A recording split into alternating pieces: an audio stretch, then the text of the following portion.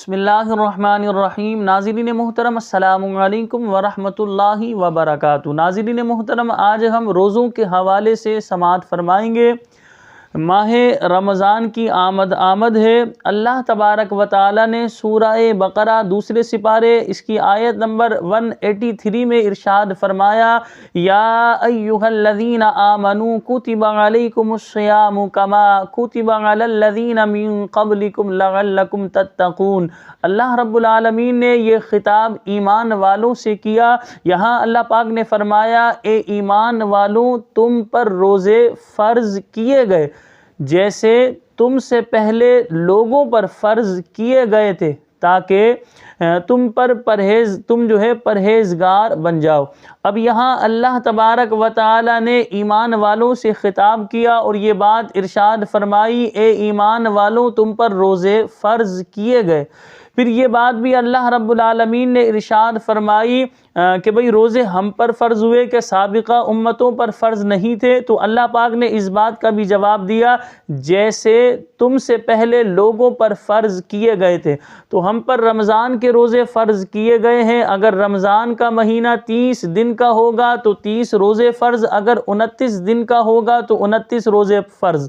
سابقہ امتوں پر بھی روزے فرض ہوئے، لیکن ان کے روزے ہمارے روزوں کی طرح نہیں تھے کہ جس طرح ہم پر رمضان کے روزے فرض ہیں ان پر بھی رمضان کے، ایسا نہیں، ہمارے اور ان کے روزے جداگانہ تھے۔ لیکن سابقہ امتوں میں بھی روزوں کا ذکر ہے، یعنی سابقہ امتوں پر بھی اللہ پاک نے روزوں کو فرض کیا ہے۔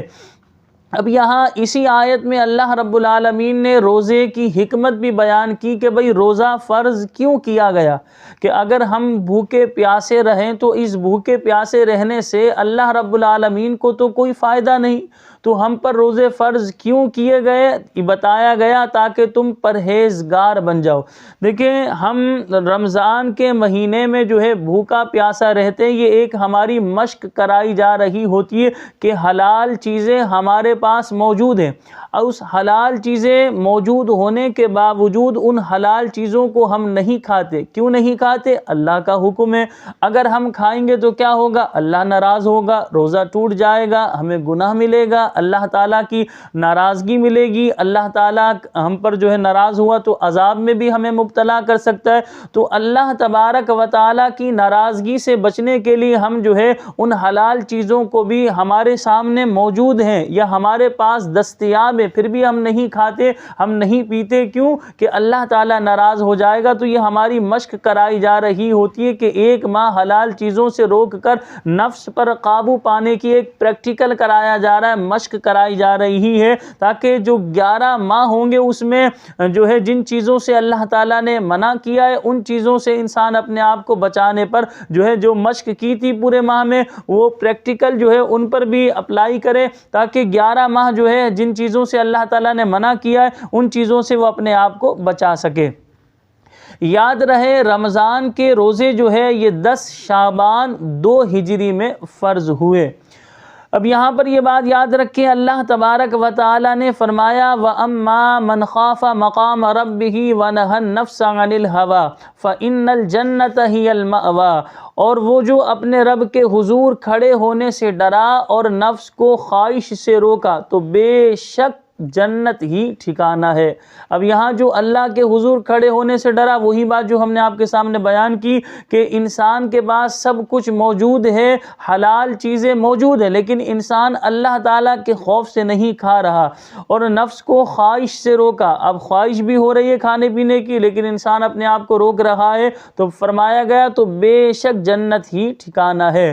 حضرت عبداللہ بن مسعود رضی اللہ تعالیٰ عنہ سے روایت ہے، رسول پاک صلی اللہ علیہ وسلم نے فرمایا، اے جوانوں، تم میں جو کوئی نکاح کی استطاعت رکھتا ہے تو وہ نکاح کرے، کہ یہ اجنبی عورت کی طرف نظر کرنے سے نگاہ کو روکنے والا ہے اور شرمگاہ کی حفاظت کرنے والا ہے، اور جس میں نکاح کی استطاعت نہیں تو وہ روزے رکھے کہ روزے قاطع شہوت ہیں۔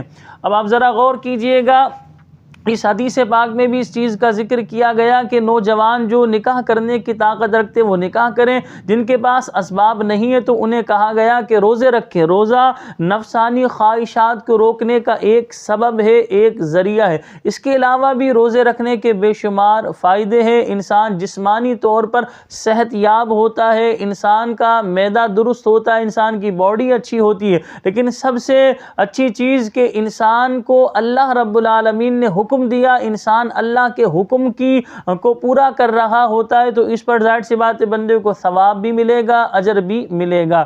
یاد رہے رمضان کے روزے فرض کیے گئے لیکن بعض لوگ اس سے مستثنا ہے، انشاءاللہ وہ اگلی ویڈیو میں ہم آپ کے سامنے بیان کریں گے۔ آپ سے گزارش ہے ویڈیو کو لائک شیئر ضرور کیجیے گا، ہمیں اپنی دعاؤں میں یاد رکھیے گا۔ ملتے اگلی ویڈیو میں۔ السلام علیکم ورحمۃ اللہ وبرکاتہ۔